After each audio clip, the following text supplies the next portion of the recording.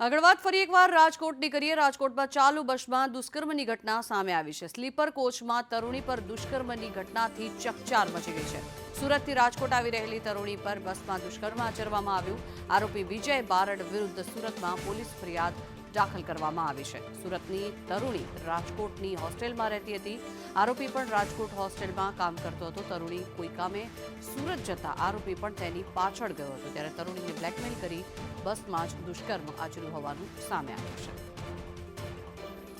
ખૂબ જ ચકચાર મચાવી દે એવો આ કિસ્સો સામે આવ્યો છે। સુરતની તરુણી રાજકોટની હોસ્ટેલમાં રહેતી હતી અને જ્યારે તે ટ્રાવેલ કરી રહી હતી તે દરમિયાન બસમાં જ તેની પર દુષ્કર્મ આચર્યું હોવાની ઘટના સામે આવી છે। વધુ માહિતી મેળવીએ, સંવાદદાતા મયુર સરવૈયા જોડાયા છે। મયુર, વારંવાર આ પ્રકારની દુર્ઘટનાઓ સામે આવતી હોય છે, ત્યારે ફરી એક વખત બસમાં તરુણી પર દુષ્કર્મ થયું છે, શું એક્શન લેવાય છે?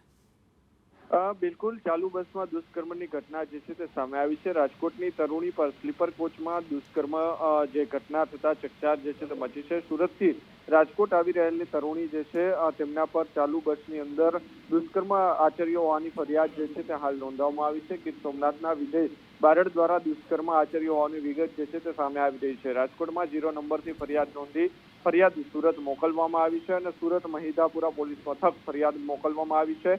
રાજકોટ હોસ્ટેલમાં રહેતી હતી તરુણી અને આરોપી પણ રાજકોટની હોસ્ટેલમાં કામ કરતો હતો। આ બંનેના સંબંધો પણ હોવાની સામે વાત આવી રહી છે। ત્યારે તરુણી કોઈ કામથી સુરત ગઈ હતી અને વિજય પણ તેની પાછળ ગયો હોવાનું સામે આવ્યું હતું અને સુરતથી રાજકોટ આવતા દરમિયાન ઘટના બની અને તરુણીને બ્લેકમેલ કરી ચાલુ બસમાં દુષ્કર્મ આચર્યો હોવાની ફરિયાદ નોંધાઈ છે।